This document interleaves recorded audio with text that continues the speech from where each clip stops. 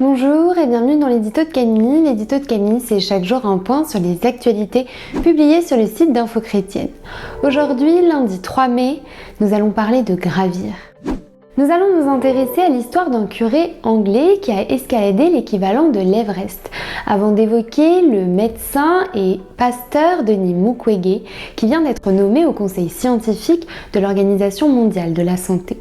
Nous nous tournerons ensuite vers Haïti, où les 10 otages enlevés le 11 avril dernier ont été libérés. Pour finir avec un épisode dramatique survenu en Israël lors d'un pèlerinage juif orthodoxe.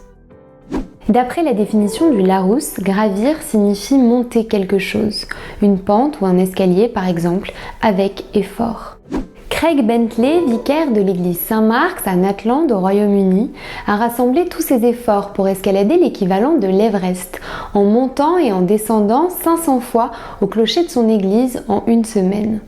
Un défi qui avait pour but de lever des fonds pour une association de bienfaisance, ainsi que de soutenir le travail des églises auprès de la communauté locale.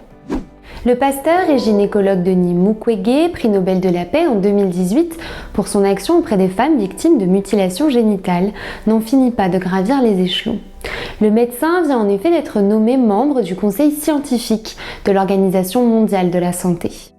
Bonne nouvelle en Haïti, tous les religieux enlevés ont finalement été libérés. Mis à part les deux Français, la religieuse Agnès Bordeaux et le prêtre Michel Briand, les autres otages avaient déjà été relâchés.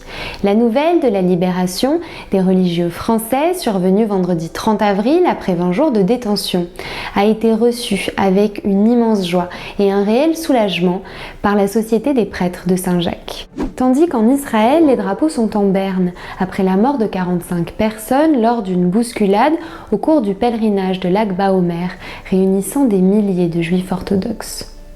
Une tragédie qui a incité le Premier ministre israélien à instaurer dimanche une journée de deuil national.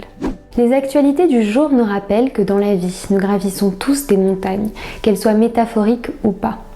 En tant que chrétiens, nous avons la chance de pouvoir lever les yeux vers Dieu et de lui demander de l'aide quand l'effort est trop difficile. Je lève mes yeux vers les montagnes, d'où me viendra le secours. Le secours me vient de l'Éternel, qui a fait les cieux et la terre, nous dit la Bible dans le psaume 121, versets 1 et 2. Ce sera tout pour aujourd'hui. Si cette vidéo vous a plu, n'hésitez pas à la liker, à la partager ou à nous le dire en commentaire. Je vous souhaite une très bonne soirée, on se retrouve demain. Soyez bénis.